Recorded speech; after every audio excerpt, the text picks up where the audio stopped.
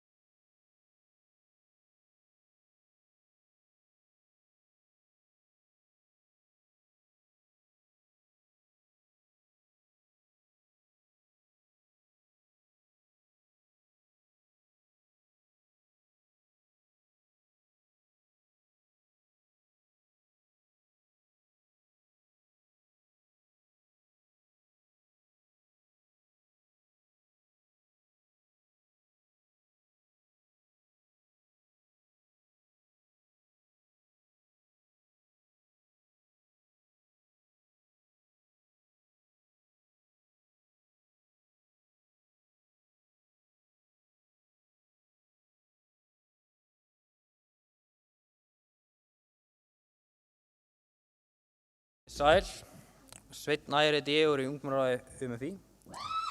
Ég ætla áður en við byrjum að biðja ykkur að færa ykkur sem aftast í salnum eða fyrir miðjum salnum að koma hérna á fremstu borðin. Við erum live á Facebook og á vísi.is. Það vantar samt ennþá 2 fulltrúa í pallborðið.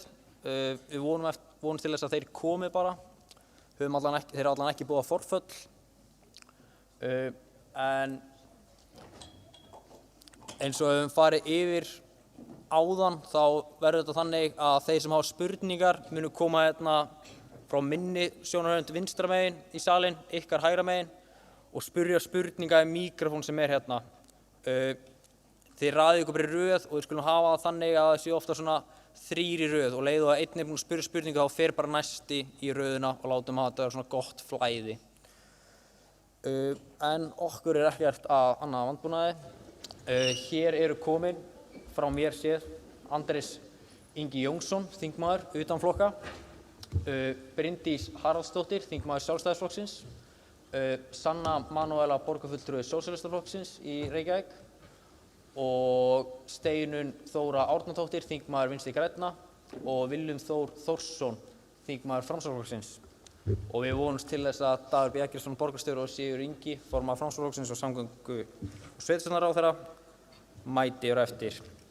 En þetta verður þannig að þeir sem eru spurningar mega þess vegna bara raða sér núna fyrstu 3 hérna megin hjá henni Emblu og undirbúið sem spurningar. Ég mun síðan ákveða hversu langan tíma ráðamennirnir fá til að svara spurningunum og hérna með eina góða bjöllu sem ég mun dingla þegar tímamörkin eru búin og freista þess að þau hætti að tala og eru búin að svara þeirri spurningar sem beint að ræða þá og við reynum að fá sem flesta spurningar. En já, áttur eitthvað? Já. Já, það vilt fá hann. Heyri, þá bara fyrsta spurning, gjör svo vel og ég ætla að biðja ykkur að kynna ykkur. Já, hér komin ráðherra okkar, Sigurður Ingi Jóhannsson, samgöngu- og sveitarstjórnarráðherra og formaður Framsóknarflokksins. Þú færir bara sæti, þú örugglega þaulvanur pallborðið ég veit nú ekki hvort það er að útskýra það fyrir þér. En skulum bara fá fyrstu spurningu úr sal. Kynna sig. Já. Ég heiti Kristján, ég kemur úr Laugardalum og við erum að spá þegar þið taki ákvarðanir sem að varðar ungt fólk. Talið þið þá við ungt fólk áður en þið taki ákvarðanir og ræðið þið við ungt fólk.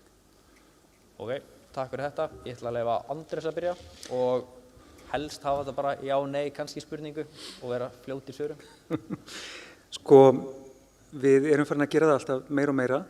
Þingið farið að kalla ungt fólk til þegar við erum að fjalla mál sem að snerta þau sérstaklega og fá umsagnir frá þeim og þetta sko búið að gjörbreytast á bara örfáum árum. En við gerum engan veginn nóg að því og gerum það ekki nógu vel. Það er ekki alltaf hlusta nógu vel. Þannig að þetta er svona já, en gæti verið miklu, miklu betra. Ok, flott. Bryndís? Fyrir að kveikja eða? Nei. Heyrðu, gaman að vera með ykkur. Takk fyrir spurninguna. Já, ég get tekið undir með Andresi. Við mættum örugglega gera meira af því. En þú spurðir sérstaklega þegar við erum að taka ákvarðanir sem tengjast ungu fólki. Og ég vil nú eiginlega meina bara flest allar ákvarðanir sem við tökum á þingi snerta ungt fólk, því það snertir samfélagið okkar allt. Og við erum í auknum mæli að fá umsagnir frá ungu fólki, bæði gegnum svona formlega vettvanga, það er að segja að samtök eins og ykkar sendi inn umsagnir, já, búinn. Ok. Og kannski koma líka fram bara já og nei, hvort að þið persónulega spyrjið, ekki endilega hvort að flokkurinn ykkar eða eitthvað þess og þar. Sanna? Já, takk fyrir. Já, við persónulega spyrjum, við erum reglulega með fundi þar sem við tölum við ungt fólk í flokknum okkar, en það mætti vera meira af því til að ná til ungs fólk sem er ekki í flokknum okkar. Og svo finnst mér stutt síðan að ég var sjálf ung, ég er 28 ára, en það er alls ekki allur flokkurinn ungt fólk, af því að ungt fólk er vissulega mjög fjölbreyttur hópur, þannig ég mætti vera duglegri í því að tala við ungt fólk á öllum aldri. Glæsilegt. Steinunn? Já, mér langar að bæta við það sem að ég tek bara undir það sem að félagar mínir hafa sagt hérna á undan, og sérstaklega líka þetta sem Bryndís segir að allar ákvarðanir snerta ungt fólk því að allt samfélagið snertir ungt fólk og það er rosalega dýrmætt fyrir okkur sem erum í stjórnmálum að einmitt ungt fólk taki þátt í innra starfi hreyfinganna okkar og að við séum einmitt í góðu samtali og góðum rökræðum við ungt fólk þar líka allt sem að tengir samfélaginu. Glæsilegt. Willum? Já, komiði sæl og takk fyrir að bjóða mér. Og það væri auðvelt að koma með sama svarið og hefur komið hingað til því að ég er algjörlega sammála því sem hefur komið fram og það sem ég langar að bæta við. Fyrir utan að mikilvægið að eiga þetta samtalar, mér finnst skilningurinn vera aukast beggja vegna. Og þá tala ég kannski út frá, hérna megin frá mínum sjónarhóli sem er þingflokkurinn og það starf allt og svo starfið á Alþingi og nefndarstarfið og málin sem að fara í gegnum nefndirnar. Mér finnst skilningurinn vera aukast fyrir því að kalla eftir skoðunum hjá ungu fólki og eins finnst mér ungt fólk mér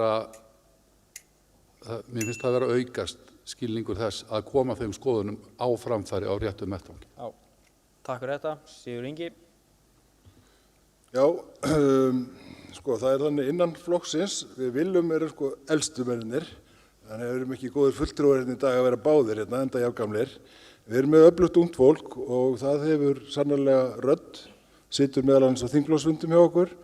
Í stjórnsýslunni þá eru ungmennaráð í öllum sveitarfélögum sem er orðin svona regla og bara lagaskylda. Þannig að ég held sér hlusta meira í ráðuneytunum, bara tökum dæmi samgöngu áætlun af því að það er svona stort verkefni í mínu ráðuneyti. Þar höfum við haldið sérstakar ráðstefnu með ungu fólki og reynt að mæta til þess að hlusta á þeirra sjónarmið. En hlustum við alltaf eða ringjum við alltaf í ungt fólk áður en tökum ákvörðun? Nei, örugglega nei sko. En við reynum að gera þetta í vaxandi mæli að fá sjónarmiðin fram. Þannig að við þurfum, þegar við tökum ákvarðanir þá séum við svona heildarmyndina undir. En getum örugglega gert betur. Glæsilegt, takk fyrir þetta.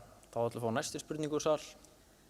Góðan daginn, ég heiti Thelma Ósk og mín spurning til ykkar er hvað þið að gera til að vekja áhuga ungmenna á flokkum og pólitísku starfi? Glæsilegt, takk fyrir þetta Thelma. Ég hugsa ekki við bara haft í mínútu til að svara þessu og við byrjum ekki bara á Sigurður Inga núna.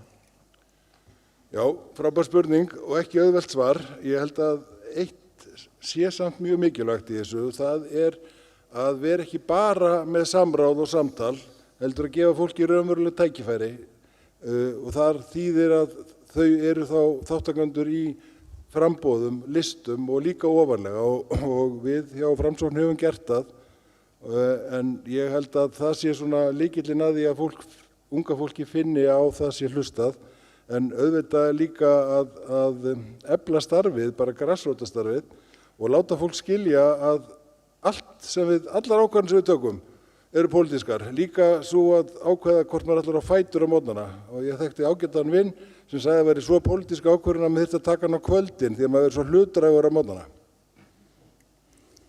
Glæsilegt, takk fyrir þetta. Willum? Já, frábær spurning, ég tek undir það og ég bara ætla að svara þessu einfalt. Ég held að við ættum að stundum tala minna og hlusta meira. Þá kannski áttuðum við okkur á því hvernig við næðum að sko vekja áhugann enn og frekar vegna þess að ég held að þið hafið miklu meira það að segja hvernig hann getur orðið heldur en við. Yes.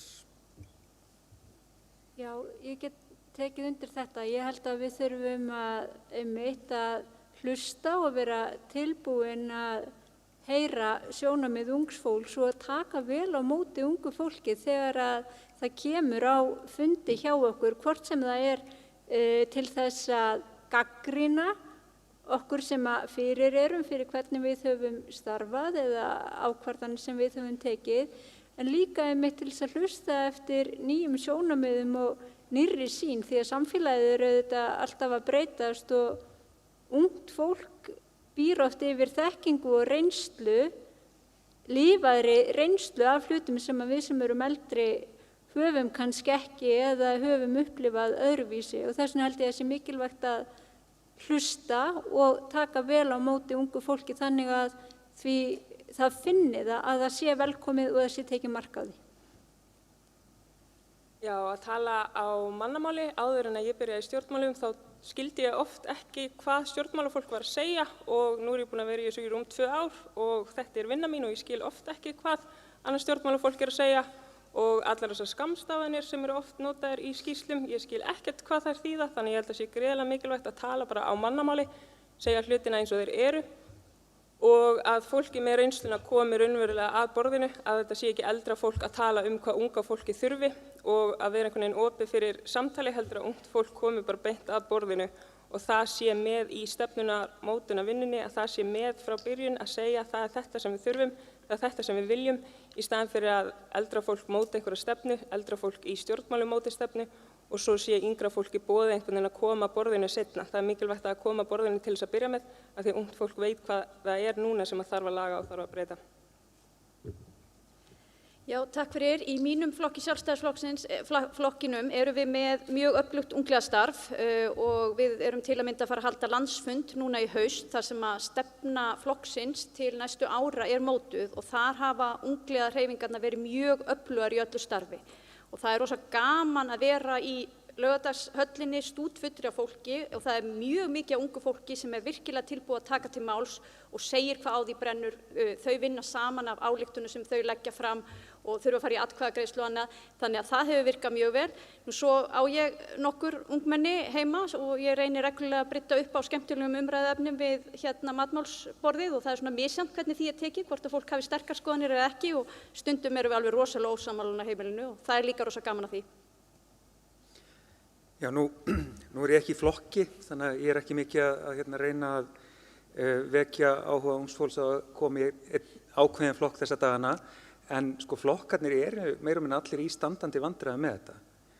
Ég held að hluta því sé að unga fólki sem starfar í flokkunum, það eru öflugar ungliðahreyfingar í þeim mörgum, en einhverju hluta vegna þá ratar það oft ekki nógu ofarlega á lista, þannig að á þingi erum við með meðalaldur 50 ár. Þingmenn eru ekki þverskurður af þjóðinni í neinu aldurstilliti. Við erum miklu eldri en við ættum að vera. Fyrir vikið þá vantar ungt fólk náttúrulega bara röddina inn á þingi. Það vantar fyrirmyndirnar til að sjá að stjórnmálin eru eitthvað fyrir það.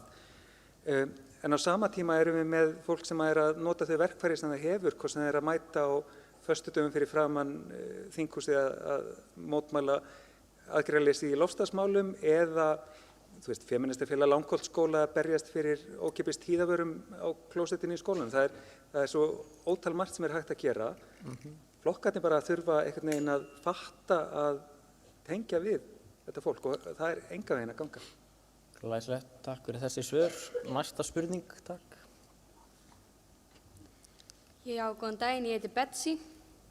Nú liggur fyrir í samráðsgátt tillaga þess efnis að skerða valgreinar í grunnskólum allverulega. Ástæður sem gefnar eru upp fyrir þessu eru viðvarandi lélegur árangur í PISA-könnunum. Nám er þó ekki keppni og PISA-kannanir eru heldur ekki keppni. Hvers vegna vil ég þá fórna fjölbreytileikanum fyrir einsleitara menntakerfi? Það er ekki magnið sem skiptir máli heldur gæðin. Þannig ég spyr, finnst ykkur þetta make sense og komið þið til með að styðja þetta? Ok, takk fyrir þessa góðu spurningu. Við skulum byrja á Willum og fara svo í Steinunni og þið fáið mínútu til að svara þessa spurningu. Er ég fyrstur? Þú ert fyrstur. Ég var djúpt hugsið yfir þessari spurningu og manni gæti hætt til að hugsa þetta út frá fræðum og fjölgreindarkenningum og þá væri svarið algjörlega galið. Og svo verður maður einhvern veginn að vega þetta og meta á móti því sem er verið að leggja áherslu á að byggja góðan grunn og að fjölbreytnin komi síðar. Ég er staddur þar núna að mér fyndist þetta miður ef þetta yrði niðurstaðan. Ég held að fjölbreytnin eigi alltaf við. Glæsilegt. Steinun? Já, ég held að það sé mjög mikilvægt að nám í grunnskólum sé mjög fjölbreytt vegna þess að ég held að það sé einmitt mjög mikilvægt að krakkar kynnist fjölbreyttum viðfangsefnum strax í upphafi og þá sé frekar, nú er ég ekki kennari eða með einhverja kennslufræðilega menntun en ég á börn og leiðin sem að ég reyni að fara er einmitt að samþætta svona grunninn eins og íslensku og stærðfræði inn í bara, þið veitir, alls konar aðra hluti. Þegar maður er að baka, þá er maður að vinna með stærðfræði. Þegar maður er að segja vonda brandara við kvöldverðarborðið, þá er maður að vinna með íslensku. Þannig að ég held að ég myndi frekar vilja sjá fjölbreytni og mikið val þar sem að við fáum svolítið að sprella með þennan mikilvæga grunn sem er síðan verið að pröfa í PISA-prófunum. Glæsilegt. Sanna? Já, mér finnst þetta ekki make sense og mér finnst þú bara koma svo vel að þessu þegar þú varst að spyrja spurninguna og ef við skoðum svona skólakerfi og bara samfélagi heild þá finnst mann eins og sé svo mikil áhersla á einhvern veginn samkeppni og að mæla árangur og við séum alltaf að drífa okkur, en einhvern veginn skólakerfið og þessi svona æsku ár eiga með að vera svona tími þar sem að ánægja og er sett einhvern veginn í fyrirrúmi, en ekki einhvern veginn svona árangur og drífa sig og ná svo 3 árum í stað 4 og einhvern veginn svona það sé einhvern veginn alltaf einhvern svona mælikvarði samanburður við önnur lönd að vera betri. Þú veist, þetta ætti náttúrulega að vera þannig að við komum út úr þessu ánægða, við höfum einhvern veginn lagt áherslu á það sem að við viljum gera, það sem að ungmenni vilja gera, það sem þau hafa áhuga á og það sem skila þeim einhverju svona ánægju og það sem að ungmenni sjálf vilja leggja áherslu á, þannig ég segi já við fjölbreytni. Glæsilegt, Bryndís. Já, ég get líka sagt já við fjölbreytni, en nú spyrðu hvort ég muni styðja þetta og ég verð að segja eins og staðan núna þá veit ég það ekki. Og það kannski ákveðin fegurð við þetta kerfi sem við erum með. Þarna frumvarp komið inn í samráðsgáttina sem kemur frá menntamálaráðherra af ákveðnum ástæðum og nú verið óska eftir umsögnum. Nú vænti ég þess að þið og fleiri aðilar komi með umsagnir þetta frumvarp, svo kannski mögulega mun ráðherra leggja þetta fram í þinginu og mæla fyrir því og þá fer það í ferli okkur inn í nefnd. Og í þessu ferli mun ég móta mér afstöðu til frumvarpsins ef það svo kemur fram. En ég get auðvitað tekið undir það, ég held að valgreinar séu mikilvægar, en ég líka svolítið keppnismanneskja og mér finnst óbóðslega mikilvægt að íslenskt menntakerfi sé með því allra besta sem þekkist í heiminum og því miður þá það þannig að þessi mælikvarði, einna mælikvarðunum sem við höfum, þeir eru auðvitað margir. PISA-mælikvarðinn hefur ekki verið að koma nægilega vel út og ég vil að við komum betur út í því, en það ekki börnunum sem taka PISA-prófin að kenna, heldur kerfinu. Og þess vegna lít ég líka á það sem hlutverk ráðherrans að grafa ofan í kerfi og finna hvernig getum við gert enn betur. Svo kemur í ljós hvort það verður með fleiri íslensku áfangum, stærðfræðiáföngum eða smíðaáföngum eða hverju. Glæsilegt, takk. Andrés. Fyrst þegar ég las þessa tillögu á samráðsgáttinni þá var ég bara verulega pirraður af því að mér fannst tónninn í þessu öllu vera eins og Bryndís sagði að þetta ætti ekki að vera, eins og þetta væri krökkunum að kenna hvað Ísland var lélegt í PISA og mér fannst bara, já, þetta ekki tónn sem að birtast þegar við erum að móta stefnu menntakerfið. Síðan hefur fullt af fólki sent inn umsagnir, þar á meðal kennarar í greinunum sem á að styrkja samkvæmt þessu máli. Náttúrufræðikennarar segja, jú, við erum ekki að standa okkur nógu vel í náttúrufræði, en það lagast ekkert með því að fjölga tímunum, það lagast með því að bæta námsefnið, með því að auka símenntun kennarana, með því að gera inntakið í þeim tíma sem að nemendur eru í þessum greinum betra. Og það gerist ekkert með því bara aðeins að lengja í stundatöflunni. Það sem við missum síðan á móti sveigjanleikinn til að taka inn alls konar val og eftir umræðurnar með ykkur í morgun, þá heyrði ég vel að það valið sem ykkur finnst vanta. Valið að geta lært til dæmis hvernig stjórnmál virka, fá svona ekki hefðbundnar námsgreinar heldur, hvað kallum við þetta, life skills, bara læra á lífið. Það ýmislegt sem að passar ekki inn í þessa stundatöflu sem valið býður upp á og skólinn á bara að geta vita hvað nemendurnir í þeim skóla þurfa. Takk fyrir þetta. Minna á tímamörk. Sigurður Ingi.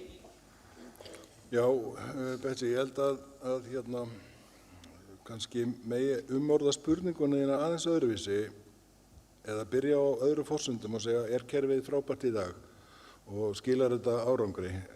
Snýst þetta PISA? Nei, PISA mælikvarði á einhverja getu. Staðreyndin sú að allt of margir, sérstaklega ungi drengir, hafa til að mynda ekki nægilega færni í íslensku og lestri. Þannig að það þarf að gera eitthvað. Það sem ég finnst jákvætt að þessi breyting sett út í samráðsgátt, þar sem allir geta tjáð sig, þar á meðal þið, og áður en ákvörðun tekin. Vegna þess að ég held að fyrst og fremst þurfum að sætta okkur við það og horfast í augu við það að kerfið ekki nógu gott í dag. Sumir hafa farið þá leið, þessu samhengi eru Svíar nefndir sem juku kennslu í móðurmálsfræðum og náttúrufræðistærðfræði og náðu betri árangri.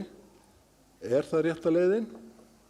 Nú tækifæri til að taka þessu umræðu upp í samfélaginu áður en að ákvörðun tekin og ég held að það sé lykilatriði. Glæsilegt. Takk fyrir þetta. Næsta spurning. Já, góðan daginn. Ég heiti Bára og spurningin mín eru áhrif ungmenna að skila sér til þingmanna eða ráðamanna, til dæmis eins og loftslagsverkföllin, hafa einhverjar ákvarðanir verið teknar út frá til dæmis þeim?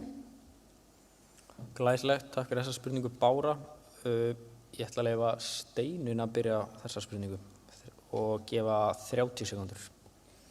Já, ég held að aðgerðir ungmenna hafi skipt máli og við erum þó nokkur slatti af þingmönnum sem að förum út og tökum þátt og hlustum á sjónarmiðin sem koma fram á loftslagsmótmælunum niður í bæ. Það er verið að er búið að vera að gera mjög margt í loftslagsmálum. Það er verið að auka mjög mikið fjármagnið inn í þennan málaflokk og það koma enn fleiri frumvörp fram á þessu þingi og ég held að sú áhersla sem ungt fólk er að leggja á málaflokkin sé að skila sér inn á þing. Glæsilegt, takk fyrir þetta. Sanna. Já, ég held það algjörlega og ég myndi vilja tryggja í framhaldi af þessu vettvang fyrir aðkomu ungs fólks eins og til dæmis á sveitarstjórnarstigi að hún yrði miklu meira en við sjáum núna. Núna er ég þar og það er til dæmis, ég trúi því að aðkoma ungs fólks hafi haft mikil jákvæð áhrif eða allavega einhverju leyti á þingmenn og þingfólk. En ég myndi vilja sjá unga fólki meira til dæmis á sveitarstjórnarstigi. Það er til dæmis í Reykjavík og borg, það er með ungmennaráðum fundað einu svona ári en ég myndi vilja sjá þetta í miklu ríkara mæli. Sjá til dæmis ungt fólk sem að væri meira reglulega inn á fundum, meira reglulega að koma sínum tillögum að og ég held að það sé gríðarlega mikilvægt að þetta sé alls staðar tryggt. Já, glæsilegt, takk fyrir þetta. Bryndís. Já, takk fyrir þetta. Já, ég held að það leiki engin vafi á því að áherslur ungmenna þegar þau hafa verið settar fram með svona skýrum hætti eins og í loftslagsmótmælunum að þá hefur það áhrif. Það ekki bara setur máli á dagskrá, þetta er náttúrulega mál sem er á dagskrá heldur brennum við einhvern veginn öll meira fyrir máli þegar við sjáum hver áherslur ungs fólks eru. Ég get ekki látið mig detta nákvæmlega einhverja ákvörðun eða frumvarp í hug sem tengist í beint en ég held að við sjáum öll hvað umhverfismál hefur svolítið umpólast á síðustu árum og ég held að það sé að miklu leyti ungu fólki að þakka.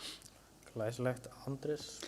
Já, ég ætla að halda mig bara við loftslagsverkfallið því þú svona rammaðir það inn og það hefur náttúrulega gjörbreytt allri umræðu og við skulum ekkert vanmeta það að núna er þessi málaflokkur komin á allt annan stað en hann var fyrir bara örfáum árum en eiginlegar aðgerðir eru rosalega fáar.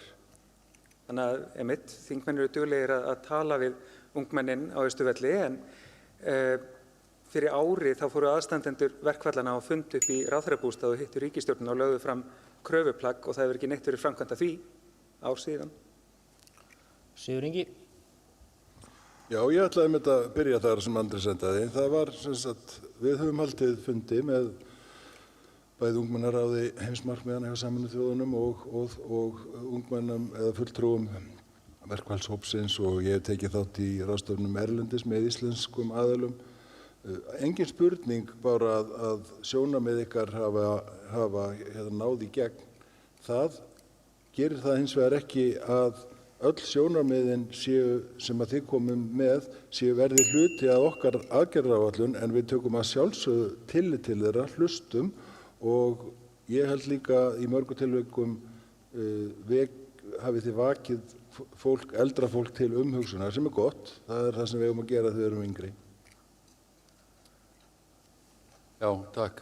Ég ætla að halda mig einmitt við þetta atriði. Þrautseigja og samstaða er oft lykill árangri. Oftast næst það ekki nema að maður brenni fyrir ykkur og maður finni skoðunum sínum og hæfileikum farveg. Ég finnst þetta einmitt skýrt dæmi það að það er þrautseigja og það er samstaða í ungu fólki sem við hittum reglulega við Austurvöll meðal annars og það er að skila sér. Flott. Næsta spurning, takk. Góðan daginn, ég heiti Jóakim og kem frá Grindavík og það er mjög mikið verið að bílar og símar að það eru verið að þróast mjög mikið en hvernig getum við komið menntunarkerfinu í þá þróun svo þessi í takt við samfélagið? Náðu spurningunni. Þetta er hvernig getum við komið skólakerfinu að það sé í takt við samtíman, að það ná að þróast í takt við samtíman meðan að símar og bílar þróast það vel og þróast það langt á seinustu árum að skólakerfið hefur raun sitið eftir á hakanum. Ég ætla að leyfa Sönnu að byrja á þessari spurningu. Já, mjög góð spurning. Það sem að við fylgjum rosalega oft í okkar flokki að fólki með reynsluna fá að móta hvaða ákvarðanir eru teknar og þó að einmitt starfsfólk, til dæmis skólana, sé með gríðarlega mikla þekkingu á málefnunum og ég ætla alls ekki að gera lítið úr því, þá held ég að sé gríðarlega mikilvægt að nemendur komi meira að varðandi mótun ýmissa þátta og þó að ég líti á mig sem unga, þá ég ekkert ung lengur orðin 28, þannig að langt síðan ég var í grunnskóla. Þannig ég veit ekki alveg hvernig hlutirnir eru núna og langt síðan ég var í framhaldsskóla, þannig ég veit ekki hvernig hlutirnir eru þar. En ég held að það væri mjög gott ef að ungt fólk kæmi til dæmis meira að því að stjórna hvernig hlutirnir fara fram í framhaldsskólum og hvernig hlutirnir fara fram varðandi tómstundastarfsemi, íþróttastarfsemi, frístundastarfsemi, að það geti sett meira mark sitt á og komið meira að svona ákvörðunartöku varðandi þau málefni, því að það eru gríðarlega mikilvægar raddir sem að koma þar að. Bryndís. Já, takk hérlega fyrir þetta. Ég tek undir það. Ég held að það sé mjög mikilvægt að skólakerfið þurfa að þróast í takt við nútímann og við sjáum það á svona erlendum rannsóknum og fræði í kringum þetta, hvað eru breyttar kröfur til fólks í framtíðinni. Það er að segja áður, meira að segja þegar ég var í skóla var maður að læra eitthvað utan á og það skipti öllu máli, það skipti engu máli í dag því þú getur flétti upp í þessu fallega tæki hérna. Þannig að hæfnin sem skipti máli fyrir framtíðin er allt önnur en hún skipti máli þá og þá þarf skólakerfið auðvitað að taka við því og þjálfa þá hæfni sem er samskipti, frumkvæði, hæfni til að hanna nýja hluti og hugsa út fyrir boxið og þessi þættir. Og þess vegna er mikilvægt að skólinn þróist í þessa átt og ég held reyndar að við höfum mjög gott skólakerfi hérna á Íslandi þó að það sé ýmislegt sem megi bæta og það sem ég langar kannski að bæta við er líka einmitt að hlusta á ungt fólk innan skólana og í skipulagningu skólakerfisins að það sé hlusta á þarfir þeirra. Andrés. Já, mér finnst þetta dálítið skemmtileg hugmynd hjá henni Sönnu með að skólasamfélagið verði lýðræðislegra og það er ekki bara nemendurnir sjálfir heldur kennararnir sem að þurfa að hafa meira þróun en að segja og eins og dæmið með viðmiðunarstundatöfluna sýnir þá er kerfið alltaf að reyna að vera með meiri miðstýringu frekar en að skólinn geti þróast á eigin forsendum og á forsendum samfélagsins sem er inn í honum. Og þetta svona, getum sagt að þetta sé kannski ideológíska hugmyndin, hugmyndafræðilega pælingin, en svo bara hreint praktískt, það vantar bara peningin í þetta kerfi. Það vantar að forgangsraða pening inn í skólakerfið til þess að kennarar geti bætt við sér nýrri þekkingu eftir því sem áþarf, til þess að sé hægt að kaupa ný tæki í takt í tímana. Þetta er eitthvað sem hefur verið vanrækt alveg ofboðslega lengi í skólakerfinu öllu. Sigurður Ingi. Já, ég var 12 ára á landafræði, allt lært utan að spurning 20 og var af heil blaðsíða, það var náttúrufar, Síberíu, túndrur og allt þetta. Ég er aðeins búinn að gleyma núna og myndi sennilega googla hana. Þegar flokkurinn okkar varð 100 ára, Framsóknarflokkurinn, þá fengum við ungan mann sem er kennari og svona yfir þessu að fara inn í nútíman í menntakerfinu og það var gríðarlega mikil áskorun að hlusta á hann. þar sem hann henti öllu því sem við þekkjum í dag og sýndi fram á hvernig nútíma kennsla á að vera á grundvelli snjalltækjana, hvort sem er í símónum eða bílunum hjá okkur. Í kjölfarið þá settum við á laggirnar menntastefnuhóp og unnum bara nýja menntastefnu sem að menntamálaráðherrann okkar er að nýta sér inn í nútíman og ég held að það sé engin spurning að stór hluti af því er hvernig kennslun er háttað. Vegna þess að þar er tæknin orðin allt önnur heldur en þegar ég lærði spurningu 20 náttúrufar Síberíu og er aðeins búin að glemma henni. En ég man var heil blaðsíða, það var svakalegt. Willum?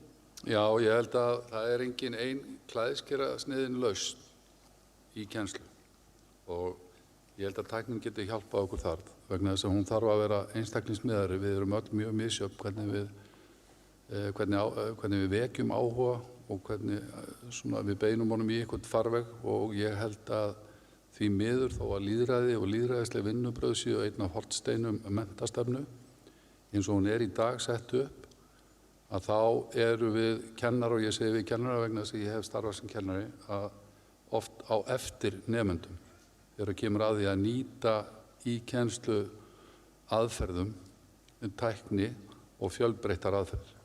Og þetta eitthvað sem við þurfum að bæta úr. Glæsilegt. Steinunn? Já, ég held að það skiptir máli að við veltum fyrir okkur hvaða hæfni það sem að skiptir máli að fólk hafi inn í framtíðina og núna þá höfum við svo mikið aðgang að ýmiss konar upplýsingum, meðal annars í gegnum snjalltækin okkar, að við þurfum ekki að læra utan að hluti eins og þá sem að til að mynda Sigurður Ingi var að nefna hér með túndrur í Síberíu. Það sem hins vegar skiptir máli í samtímanum og inn í framtíðina er hæfnin til þess að leggja mat á gæði upplýsingarna sem við fáum í gegnum snjalltækin okkar og í þessum mikla upplýsingaóreiðu tímum sem að við lifum á. Þannig að ég held að þar sé einmitt skipti gagnrýnin hugsun og að læra að leggja mat á upplýsingar gríðarlega miklu máli. Glæsilegt. Næsta spurning, takk. Ég hef kannski tekið eftir því að unga fólki mikið að sletta núna ensku inn.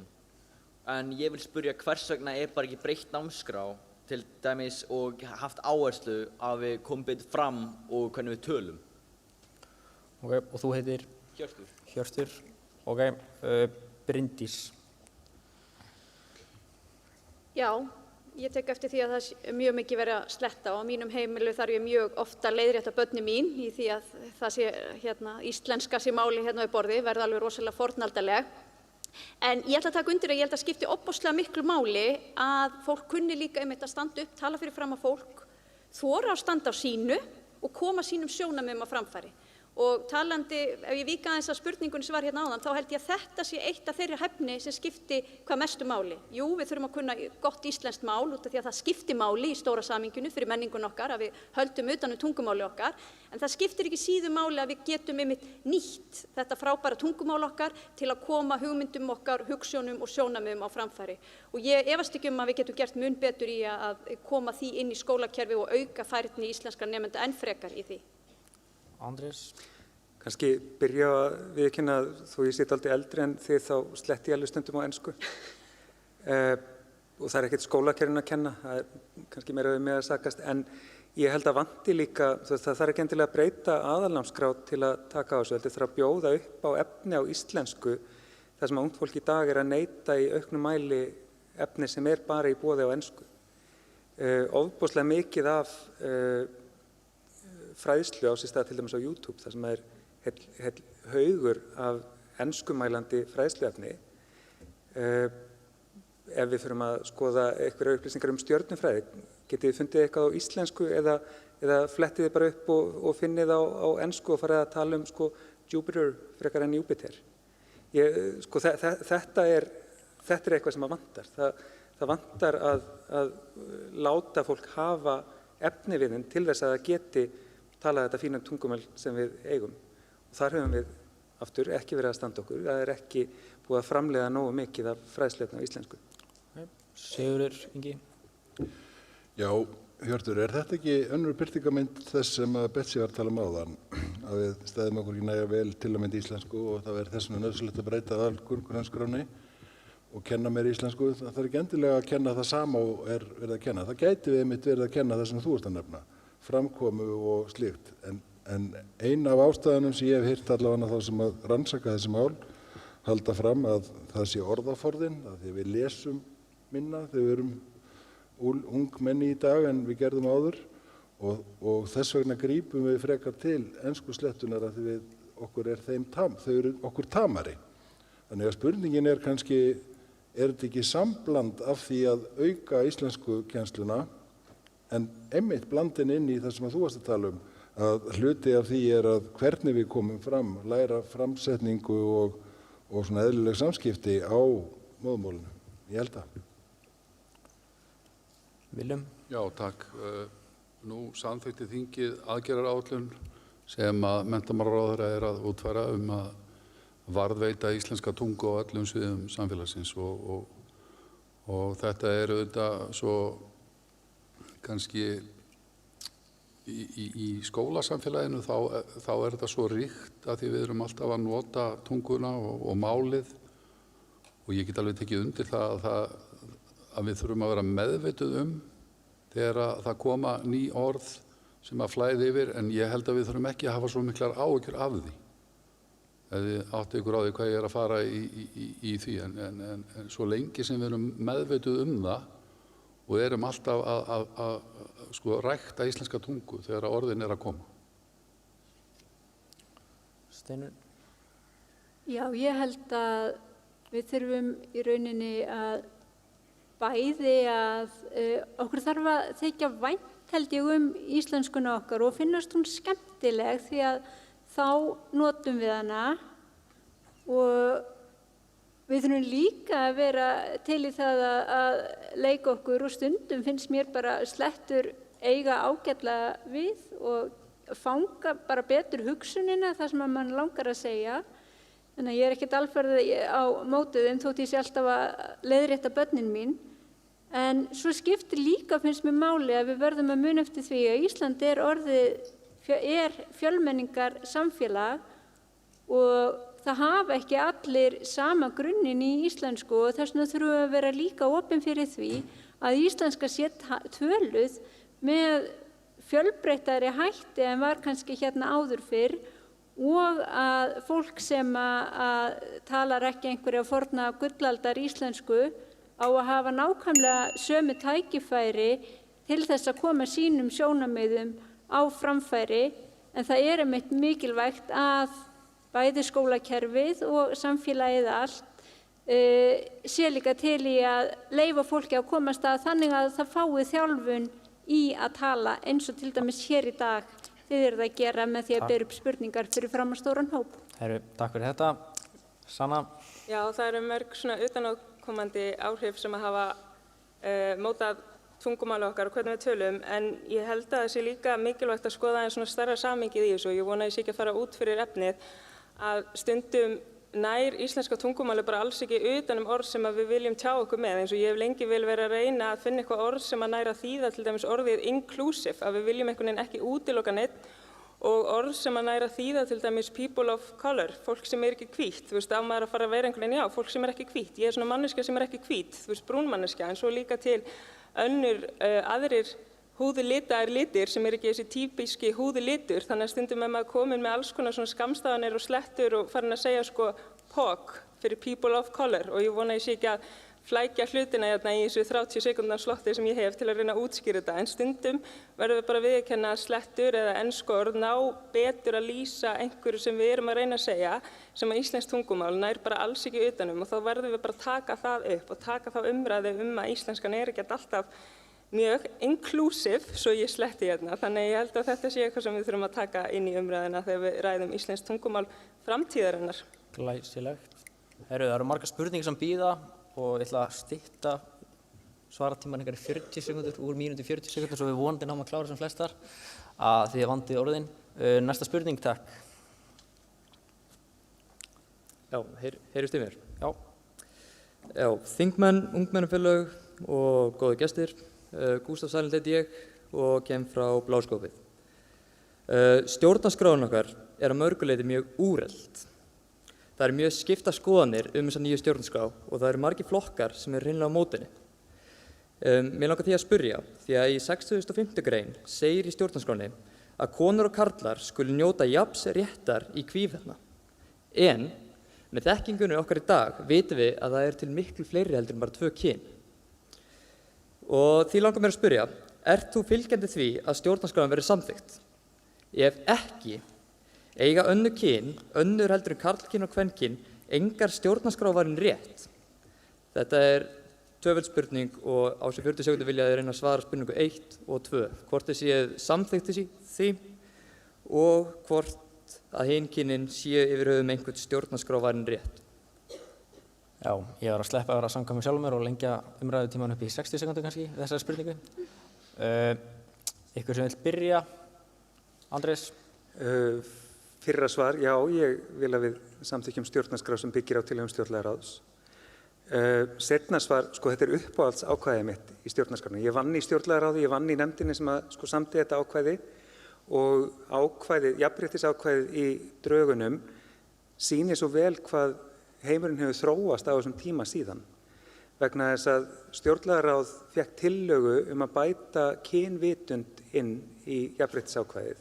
Það væri óheimilt að mismuna fólki á grundvelli kynvitundar og það var fellt í atkvæðagreiðslu með eins atkvæðismun. Í dag myndi það fara inn svona, það myndi alveg fljúga beinustu leið í gegn. Og þetta eru drög frá því fyrir næstum 10 árum, þannig að það eru þarna hluti sem þarf að lagfæra í takt við tímana. Og þá bara gott að hafa þessa þumalputtareglu sem að stjórnarskrárfélagið hefur gjarnan bent á, sem að allar lagfæringar það þarf að sýna fram á að þær geri skjalið betra en það var. Og þá alveg hægt að taka tillit til þeirra. Þetta ekki meitlað í stein, þó þetta sé frábær grunnur. Takk fyrir þetta. Bryndís. Já, takk fyrir þetta. Fyrstulega ætla ég að fá að vera ósammála með að stjórnarskráin sé úrelt. Ég held að stjórnarskrá sé þannig grunnplagg að hún á að byggja á gömlum gildum og stjórnarskrár víða í heiminum eru gamlar. Það ekki reglulega að vera að uppfæra stjórnarskrána eins og önnur lög. En vegna þess að þú vísar til 65. greinar, þá segir þar í fyrri málsgrein allir skulu vera jafnir fyrir lögum og njóta mannréttinda án tillit til kynferðis, trúarbragða, skoðana, þjóðernisuppruna, kynþáttar, litarháttar, efnahags, ætternis og stöðu að öðru leyti. Svo kemur þessi málsgrein sem þú vísar í. Þannig að mér finnst þessi liður stjórnarskrárinnar taka mjög vel á því sem við viljum tryggja, sem jafnrétti allra. Tímabært að breyta stjórnarskránni? Já, það eru ákveðin ákvæði í stjórnarskránni sem þurfa breytingar við og það að störfum nefnd formanna allra stjórnmálaflokka sem að vinna að tillögum og reyndar komnar inn á samráðsgáttina og ég vænti þess að við núna á þessi þingi munum samþykkja breytingar á stjórnarskrá sem svo þarf að kjósa aftur á nýju þingi eftir komandi kosningar. Takk. Sanna, vilt þú svara þessari spurningu? 1. Já, auðvitað. 2. Það mikilvægt að lög séu uppfærð þannig að þau vendi rétt og viðurkenni rétt allra kynja. Ok, takk fyrir þetta. Steinunn? Já, við þurfum að breyta stjórnarskránu og það var gríðarlega mikil vinna unnin og ég tel að við eigum að breyta stjórnarskránu og byggja á þeim grunni sem að stjórnlagaráð var að vinna með. En líkt og Andrés kom inn á þá eru 10 ár síðan sú vinna fór fram og umræðan á ýmsum sviðum hefur auðvitað haldið áfram því að samfélag það staðnar aldrei.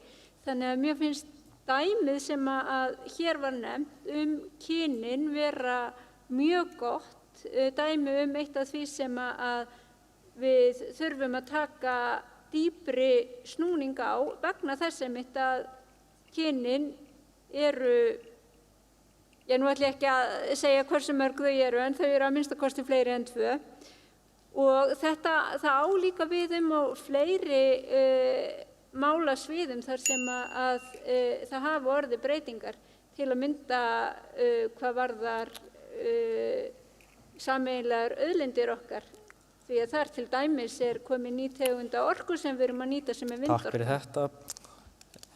Willum? Já, þú dregur auðvitað fram bara ákvæði sem þarfnast breytinga og gott dæmi það að við þurfum að líta til þess að stjórnarskráin geti tekið breytingum í takt við samfélagið og sé fyrir alla og svarið þá augljóslega já. Þurfum við að breyta henni aldrei í heilu lagi og mat mitt nei. En við þurfum kannski að skoða þetta þunga ferli sem til staðar til að ná fram stjórnarskrárbreytingum. Við þurfum kannski að horfa frekar til þess og til að geta tryggt að stjórnarskráin lifi með samfélaginu. Sýringi? Já, stjórnarskrá á að vera það almennt orðuð að hún skiljist og standist tímans rás. Það gerur hún augljóslega ekki ef að menn eru að reyna að kappkosta alla daga að keyra í gegn stjórnarskrá sem var unnin fyrir 10 árum sem endaði þetta í málamiðlunum eins og Andrés Ingi lýsti, atkvæðagreiðslum, hrossakaupum og það sé eina rétta stjórnarskráin. Þannig það auðvitað ekki. Hins vegar var þjóðaratkvæðagreiðsla þar sem var samþykkt að hún yrði notuð til hliðsjónar við vinnu við nýja stjórnarskrá. Það erum við að gera. Það er mikilvægt að fá inn ný ákvæði eins og auðlindir, jafnvel íslenska tungu og að uppfæra ákveðna kafla sem að menn eiga erfitt með að skilja eins og forsetakaflann og eitthvað slíkt.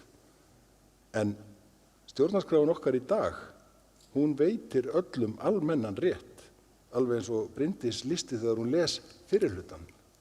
Það er hægt að snúta úr, en það er líka hægt að átta sig á því að þessi stjórnarskrá, hún veitir okkur öllum almennan rétt og við verðum að passa okkur. Þegar við byrjum að telja upp hluti, þá eigum við það til að gleyma einhverju öðru og þá þarf allt í einu að fara að breyta öllu. Herri, við höfum svona plássur allan á kannski 2-3 spurningar viðbót því miður. Næsta spurning. Daginn, ég heiti Ólafía Ósk og ég kemur úr Ungmennaráði Árborgar og þetta er spurningi mín. Nú þegar verið að ræða að taka valáfanga úr grunnskólum, hvaða afleiðingar haldið það gæti haft á áframhaldandi nám, til dæmis verknám. Það sífellt verið að tala hversu mikið það hefur fækkað nemum í verknámi og það gæti orðið alvarlegt fyrir framtíðina. Ætti ég ekki bara Bryndísi byrja að svara þessa spurningu? Já, ég er bara mjög sammálaður í þessu. Verknám skiptir okkur gríðarlega miklu máli og við höfum verið í mikilli baráttu á undanförnum áratugum að við fjölga þeim sem að kjósa að fara í verknámið. Vegna þess að bóknámið hefur einhvern veginn verið allt of mikið ofan á. En sem betur fer, þá sjáum við núna birta til í því að fleiri og fleiri verji verknámið. Og það er rosalega mikilvægt og höfum séð atvinnulífi kalla eftir því.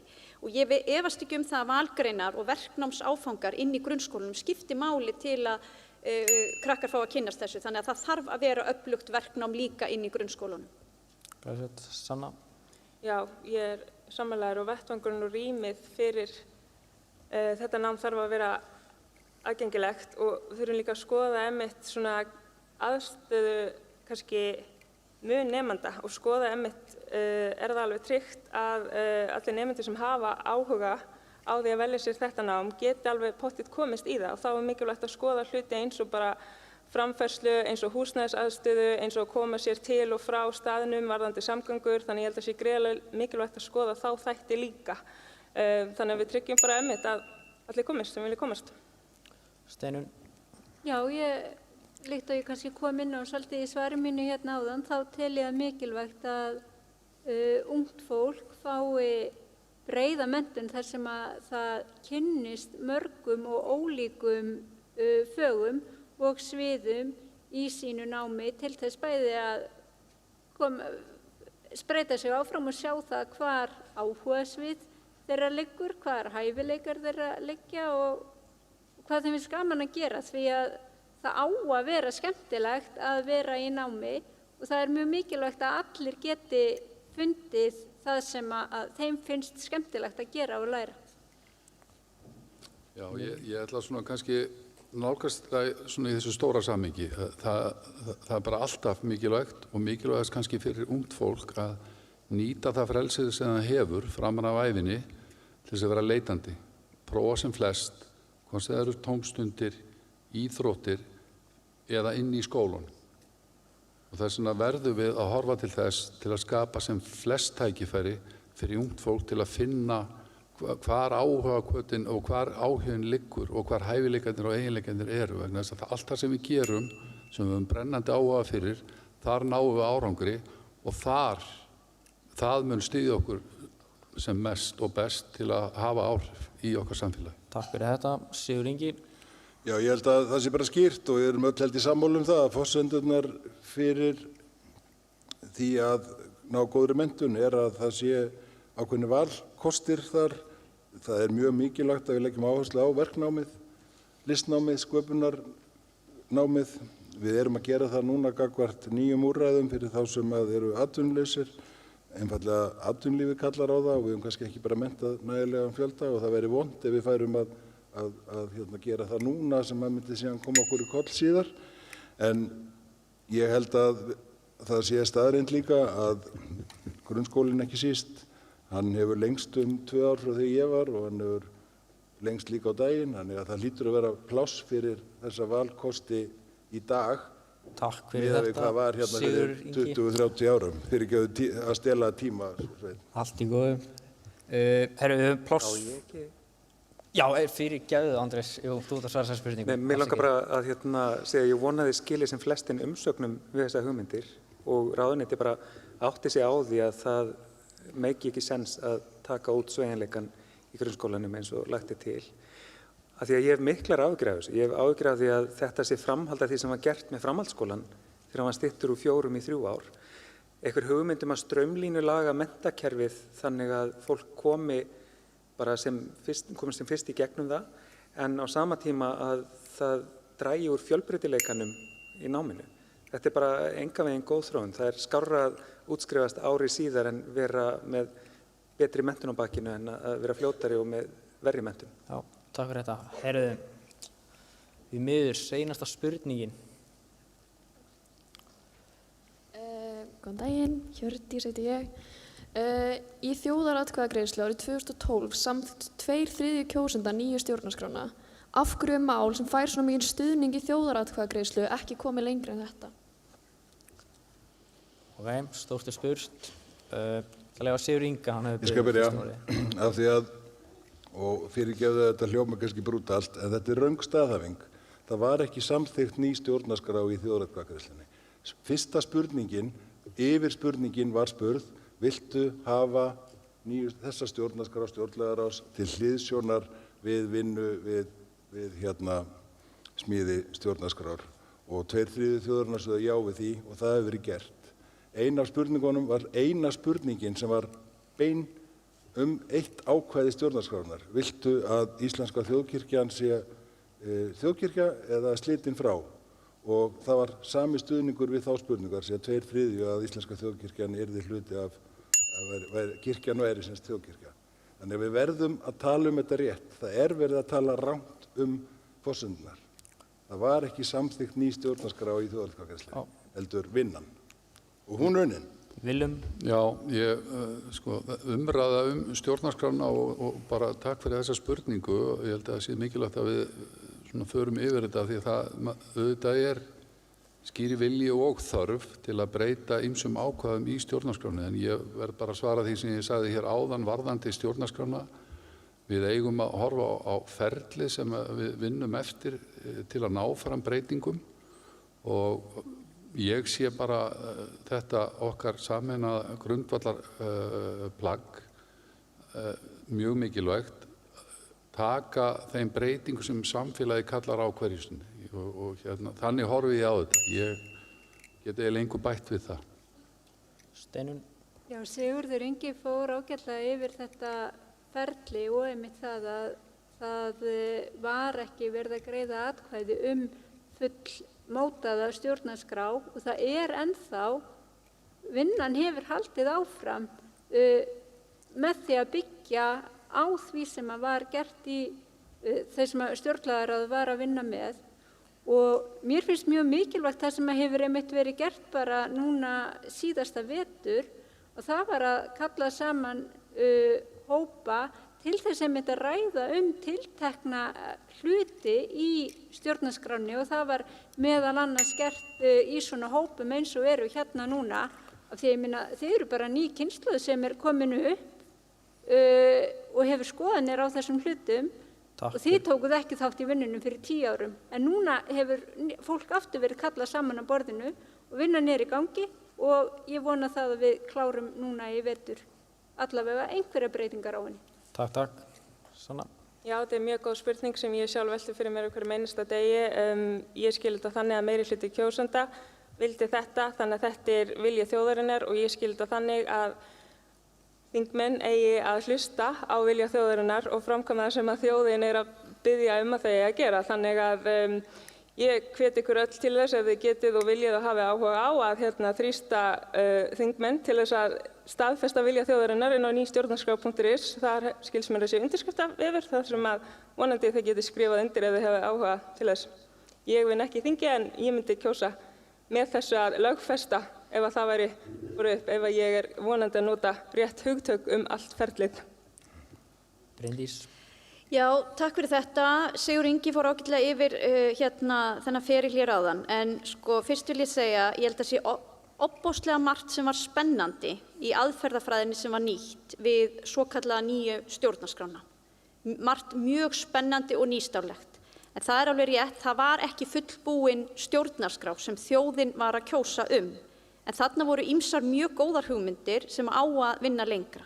Ég held að aðal vandamálið við þetta ferli allt saman hafi svolítið verið tímasetningin, að það var nýbúið að vera hérna svokallað hrun eins og það var orðað og það hafi vantað ákveðna yfirvegun í umræðuna. Því að ég held að svona mikið grunnplagg sem við byggjum alla löggjöf okkar á þarf að fara í gegnum mjög yfirvegaða umræðu. Og því miður þá held ég hafi skort á það á sínum tíma, en vonandi erum við komin á þann stað núna. Andrés? Já, ég veit ekki af hverju. Þetta búið að vera alveg ofboðslega langur og pínu sorglegur ferill. En við erum núna á fjórða kjörtímabilinu frá 2012 þjóðaratkvæðagreiðslunni. Það voru kosningar 13, 16 og 17 og enn þetta ekki komið. En það er náttúrulega ýmsar ástæður og ein helsta ástæðan að það hafa alltaf verið mjög sterk öfl inn á þingi sem að vilja ekki nota drögin frá stjórnlagaráði. Og kannski breytist það núna því að þeir tveir flokkar, Sjálfstæðisflokkur og Framsókn, sem að voru í málþófi gegn drögunum vorið 2013, eru núna í ríkisstjórn utan það verkefni meðal annars að byggja á þeim drögum. Þannig að kannski kemur eitthvað skárra út úr þessu kjörtímabili en þeim þremur sem að kom ekkert út úr, en það kemur í ljós í vetur. Hverju samþykktir ekki breytingatillögurnar mínar haustið 2016? Þið talaðu þetta á Alþingi. Þetta pallborðsumræður eru búin hjá okkur í dag.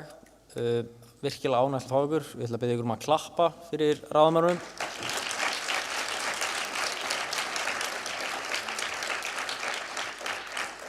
Við erum svolítið með litlar barnælur. Það er lítið en smá gjöf, þakklætisvottur fyrir að hafa komið hingað. Nú fyrir að síða á seinni hlutan hjá okkur. Við erum bara eftir að fara yfir atriðin og samantæktina á ráðstefnunni. Ætlar þú að taka það, eða ekki? Já, gerð þú.